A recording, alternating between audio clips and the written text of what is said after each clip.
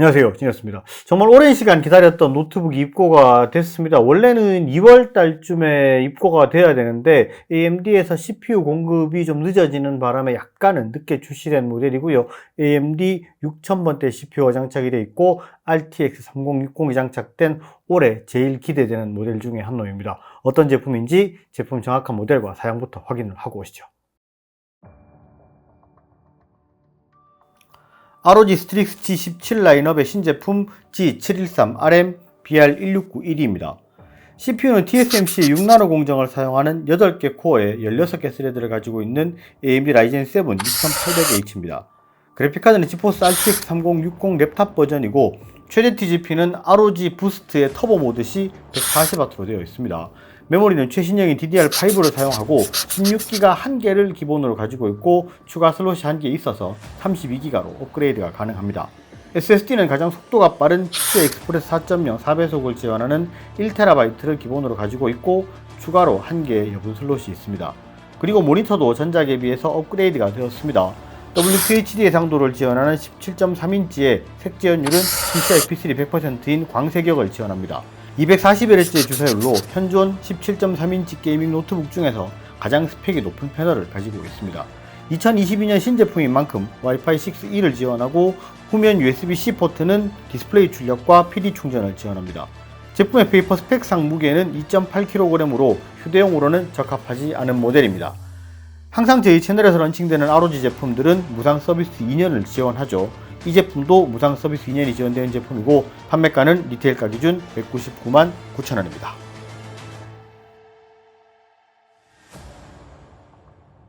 인트로에서 보신 것처럼 박스 디자인이 조금 바뀌었고 상판에 ROG 로고의 LED 라이팅 모양이 조금 바뀌었습니다. 요거는 개인에 따라 취향의 차이가 있기는 하겠지만 저는 개인적으로 이렇게 변한 모습이 조금 더 예쁘게 변한 것 같습니다. 그리고 이 제품의 이제 어떻게 보면 가장 외관상의 큰 특징이 바로 키보드인데요. 퍼키 옵션이 적용되어 있죠. 퍼키 옵션에 대해서 상세하게 설명을 좀 해달라고 말씀하시는 분들이 많았었는데 일반 옵션인 포존 RGB에 비해서 키보드의 스트로크 감도가 조금 더 우수하고 아모리 크리에이터 내에서 아우라 크리에이터로 들어가면 각 키의 색상을 별도로 지정할 수 있는 옵션이 적용된 키보드입니다. 그리고 모니터의 경우도 상당히 패널 스펙이 좋아졌습니다. 페이퍼 스펙 상으로는 밝기 300니트의 DCI-P3 100%의 색지연율을 가지고 있고 WQHD 해상도의 240Hz의 주사율을 지원하는 고해상도 고주사율의 패널에 적용되어 있습니다. 실제로 측정을 해보면 평균 밝기는 336.6니트로 스펙보다는 더 밝은 밝기를 가지고 있고 색지연율은 sRGB 100%, NTSC 85%, 어도비 RGB 87%, DCI-P3 99%로 측정이 되었고요.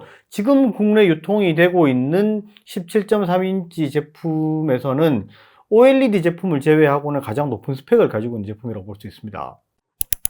제품의 아래쪽은 외부의 공기가 흡입이 원활하게 되도록 설계가 잘 되어 있고 내부의 팬이 위치하는 쪽에 에어홀 구성이 상당히 잘 되어 있는 편입니다. 내부에 있는 히트파이프나 쿨링 시스템 설계가 아주 잘 되어 있는 편이죠. 영상에서 보이는 이쪽 부분이 GPU, 바로 그래픽카드인데요. 메인보드에 있는 V램에도 히트싱크가 추가되어 있어서 발열 해소에 상당히 많이 신경 쓴 모습이 보입니다. 그리고 중앙부에 보이는 메모리 슬롯에는 DDR5 16기가 1개가 장착되어 있고 보시는 것처럼 추가 슬롯이 있어서 추후에 메모리 확장이 가능합니다. SSD 역시 추가 확장이 가능하도록 1개 여분 슬롯이 있고 추가 슬롯 역시 PCI Express 4.0을 지원합니다. 그리고 이건 일반적으로 잘 모르실 수가 있는 부분인데 노트북 리뷰를 많이 보신 분들은 아마 뭔가 좀 어색한 느낌을 느끼셨을 겁니다. 이전 제품에 비해서 바뀐 부분이 CPU와 GPU 위치가 바뀌었습니다. 히트싱크랑 발열 제어 설계가 조금 업그레이드가 되면서 이렇게 변경이 됐습니다. 외관은 자세하게 이제 알아봤으니까 이제는 성능을 알아볼 차례입니다. CPU는 TSMC 6나노 공정을 사용하는 AMD Ryzen 5세대 6000번대 CPU가 장착되어 있고 메모리도 DDR5가 적용되어 있습니다. 그래픽카드도 RTX 3060인데 TGP가 140W로 올라가 있고 이번에 ASUS의 시그니처인 먹 스위치도 적용이 되어 있습니다. 상당히 성능이 좀 잘 나올 것으로 생각이 되는데 어느 정도 수준인지 쭉 한번 알아보도록 하겠습니다. 성능 모드와 터보 모드로 놓고 시네벤치 R23이랑 파이어 스트라이커로 성능 테스트를 하면서 발열이랑 소음도 같이 확인을 해봤습니다.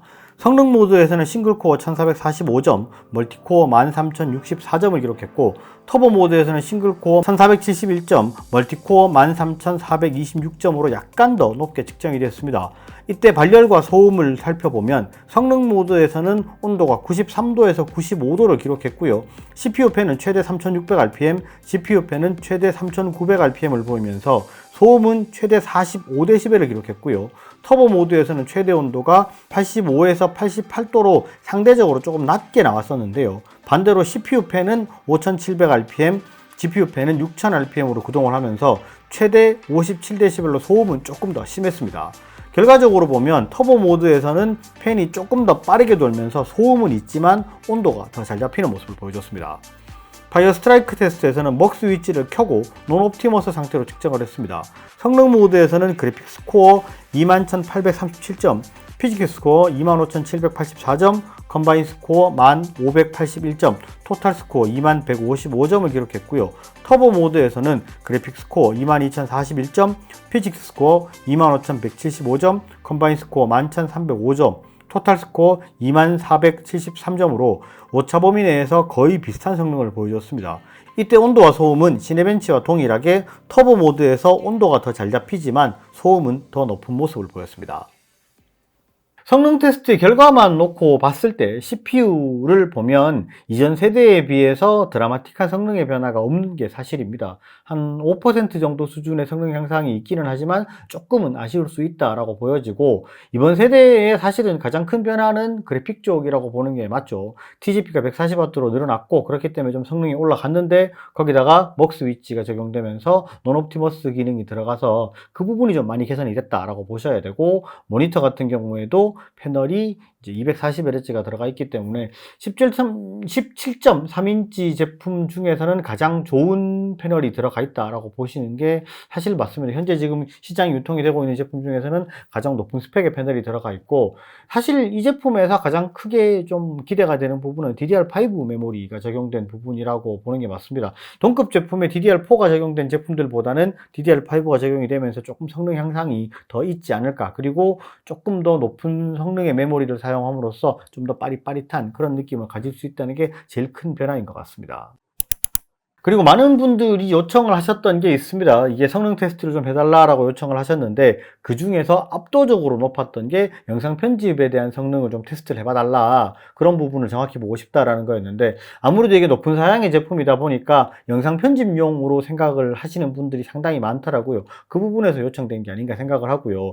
일반적으로 사용하는 영상 중에 높은 화질인 4K 프로레스로 8분 정도로 촬영을 하면, 제 카메라로 촬영을 했을 때 한 47기가 정도 수준의 파일이 돼요. 굉장히 큰 파일인데, 그거를 BGM을 추가로 깔고 간단히 몇 가지 효과를 주고 자르고 붙이기를 반복하면서 편집을 했고요. 4K 프로레스 화질이면 상당히 고화질 영상인 건 알고 계실 거고요. 이거를 두세 개를 올려서 효과를 주고 해도 전혀 끊긴다거나 하는 느낌은 없었고, 편집은 아주 원활하게 잘 됐습니다. 그렇게 완성본을 1분 30초짜리로 만들었을 때 인코딩을 해봤습니다. 시간은 정확히 55초 60의 시간이 걸렸고요. 이렇게 편집을 했을 때 작업의 강도는 사실 상당히 높은 편이라고 봐야 됩니다. 그런데 이 정도 강도에서도 편집할 때 전혀 불편함이 없고, 그 다음 인코딩 했을 때 굉장히 빠른 시간이 됐죠. 일반적으로 이 정도 수준이면 15분짜리 4K 프로레스로 똑같이 이렇게 했을 때 15분짜리 영상을 인코딩을 한다 그러면은 10분 이내에 끝이 난다, 그러니까 굉장히 우수한 성능을 가지고 있다, 이렇게 보시면 될 것 같습니다. 그리고 두 번째로는 PD 충전기를 연결했을 때 어느 정도 수준이 나오느냐라고 이제 말씀을 하셨는데, PD 충전기 같은 경우에는 100W PD 충전기를 사용을 했고요. 이 제품은 240W를 기본 충전기를 사용을 합니다. 그런데 100W면은 살짝 낮은 수준이기 때문에 어떻게 결과가 나왔는지 그것도 한번 보도록 하죠. 시네벤치를 구동했을 때 멀티코어 점수는 1557점으로 240W 충전기를 사용했을 때의 80% 정도의 성능을 기록했고요. 파이어 스트라이크를 돌려봤을 때는 그래픽 스코어는 21902점, 피직스 스코어 23363점, 컨바인 스코어 1689점, 전체 점수 19992점으로 나쁘지 않은 성능을 보여줬지만, 화면 아래쪽에 보이는 것처럼 배터리가 95%로 줄어 있습니다. 100% 상태에서 대략 20분 정도 테스트를 했는데 배터리가 이렇게 줄어든다는 것은 배터리의 전력도 같이 사용을 하고 있다는 것이고요.